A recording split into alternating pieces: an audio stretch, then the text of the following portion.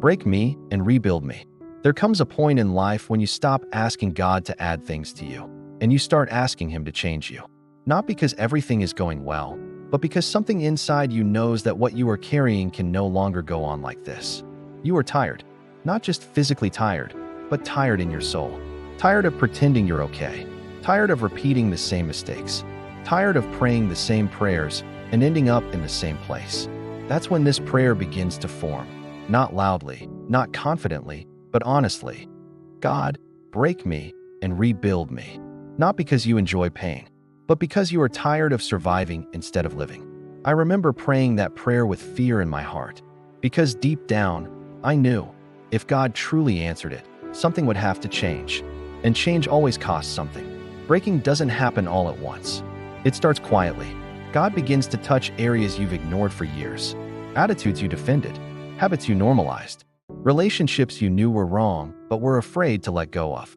He starts showing you the truth about yourself, not to shame you, but to heal you. And it hurts, because breaking means letting go of versions of yourself you worked hard to protect. It means admitting that some of your strength was actually pride, that some of your peace was actually avoidance, that some of your faith was built on comfort, not trust.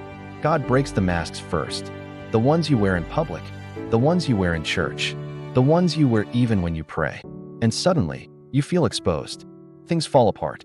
Plans collapse. People walk away. Doors close without explanation. And you wonder, God, why are you undoing everything? But God is not destroying you. He is removing what cannot go with you into the next season, because He cannot rebuild on a foundation that is cracked.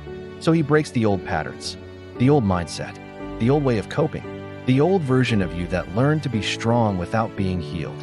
And when the breaking is done, the rebuilding begins. Slowly, patiently, deliberately. God doesn't rush this part.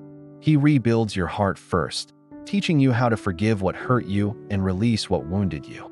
He rebuilds your mind, replacing lies with truth, fear with faith. He rebuilds your identity, reminding you that you are not your mistakes, your past, or your failures. He gives you new strength, but this time, it's quiet. New confidence, but this time, it's humble. New faith, but this time, it's rooted. You begin to notice the difference. You don't react the same way anymore. You don't chase validation the way you used to. You don't panic like before, not because life is easier, but because you are stronger inside. You realize something powerful. God didn't rebuild you to look impressive. He rebuilt you to stand firm. The scars are still there, but now they tell a story of survival, not shame. The tears still come, but now they water growth, not despair. And you understand this truth. God breaks you only to remove what would break you later. He rebuilds you not into who you were, but into who you were meant to be. If you are listening to this and you feel like your life is falling apart, if God is stripping things away you thought you needed, if you feel uncomfortable, stretched, and unsure, don't run from the process. This is not rejection. This is refinement. So pray it again, not in fear, but in trust. Lord, break me where I am wrong. Rebuild me where I am weak. Heal what I cannot fix, and make me whole. And if this message spoke to your life, if it felt like these words were meant for you, please like this video and subscribe to this YouTube channel.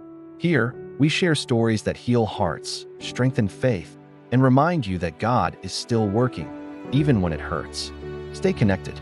Your rebuilding has already begun.